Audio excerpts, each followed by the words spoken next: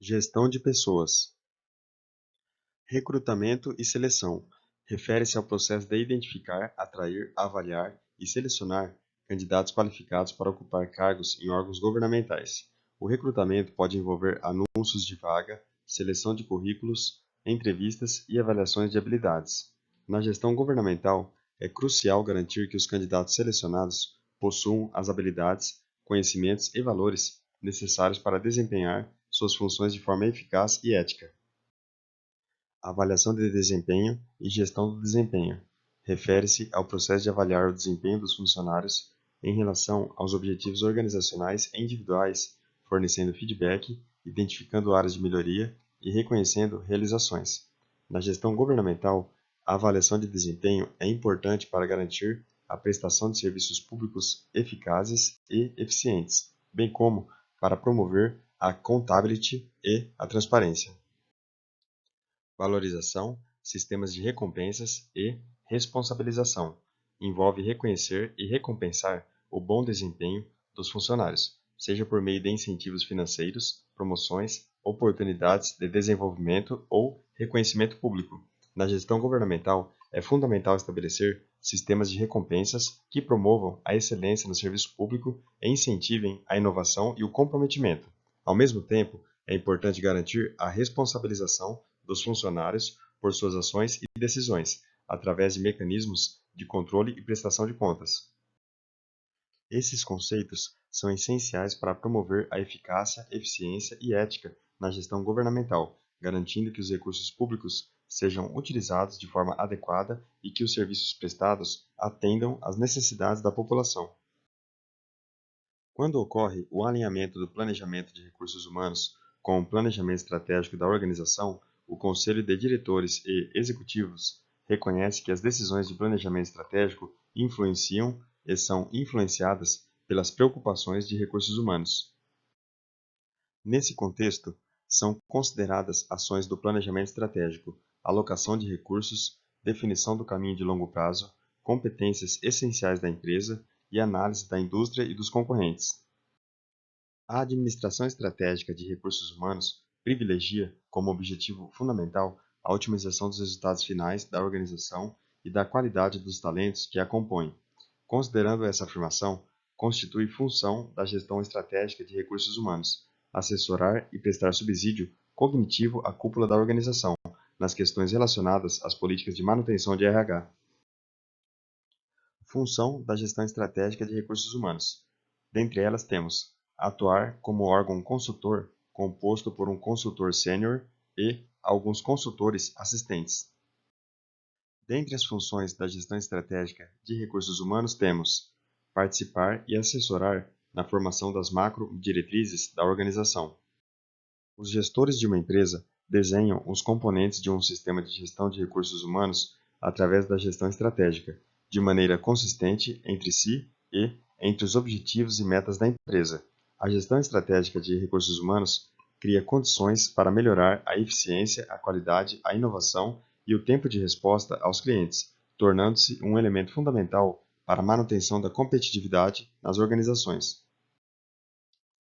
Cada um dos 5 componentes de gestão estratégica de recursos humanos influencia diretamente nos demais. Portanto, a respeito dos componentes essenciais para a gestão estratégica de recursos humanos, pode-se afirmar que o recrutamento e seleção é o primeiro passo para fortalecer a cultura organizacional e a imagem da marca empregadora, além de estar totalmente relacionada aos objetivos da organização. Plano de sucessão ou inventário de sucessão representa um dos produtos mais significativos do processo de planejamento de recursos humanos. Algumas ideias básicas que condicionam o êxito empresarial são operacionalizadas com a formulação dos planos de sucessão. Entre essas ideias, destacam-se a responsabilidade por assegurar a competência e o desempenho necessários ao atingimento dos objetivos empresariais, no presente e no futuro, a preocupação em garantir a continuidade eficaz da empresa na busca da realização de sua missão empresarial e o interesse em proporcionar aos colaboradores oportunidades de desenvolvimento profissional e de carreira bem-sucedida na empresa.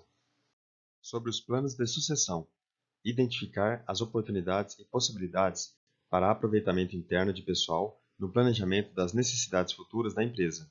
dimensionar as necessidades de busca de pessoal no mercado a curto ou longo prazos. Ainda, sobre os planos de sucessão, temos ter uma visão atual e do futuro de seus recursos humanos face às expectativas do negócio, orientar os planos de desenvolvimento para os substitutos indicados e definir o quadro de substituições. O recrutamento interno ocorre quando a empresa busca atrair pessoas que já trabalham na empresa. Pesquisas apontam que gerentes costumam contratar candidatos externos em vez de promover seus funcionários atuais, porque tendem a supervalorizar os candidatos com os quais não estão familiarizados e a subestimar aqueles que já conhecem. Essa tendência pode deixar os atuais funcionários desiludidos a tal ponto que podem começar a procurar outro lugar para trabalhar, mesmo quando os candidatos externos contratados acabam sendo muito qualificados para os seus cargos. Quando funcionários experientes deixam uma organização, eles levam consigo anos de know-how corporativo, algo que é difícil de substituir. São considerados sinais de que a empresa precisa trabalhar muito para preparar os talentos internos. As promoções ocorrem com base no capricho pessoal, favoritismo ou nepotismo. Sinais de que a empresa precisa trabalhar muito para preparar os talentos internos. Posições-chave são preenchidas somente com a contratação de profissionais externos. Mais um sinal de que a empresa precisa trabalhar muito para preparar os talentos internos. Os substitutos para os cargos não são bem-sucedidos na realização de seus novos deveres. E por fim, temos aqui mais um sinal de que a empresa precisa trabalhar muito para preparar os talentos internos. As vagas para os cargos-chave não são preenchidas com confiança nas habilidades dos candidatos selecionados para elas. No passado, em plena era industrial, o conceito de organizações manteve-se ao longo do tempo como um conjunto integrado e articulado de recursos utilizados para se alcançarem objetivos organizacionais.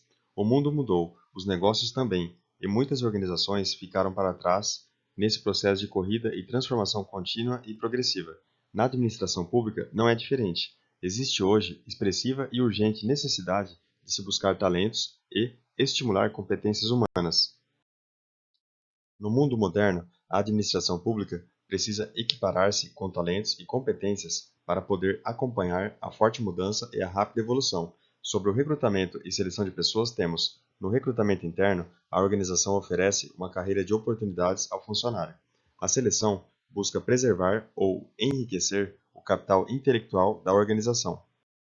A administração de recursos humanos abrange o conjunto de técnicas, procedimentos e instrumentos que permitem às organizações atrair, manter e desenvolver os talentos humanos que são os principais pilastras para o sucesso de qualquer organização.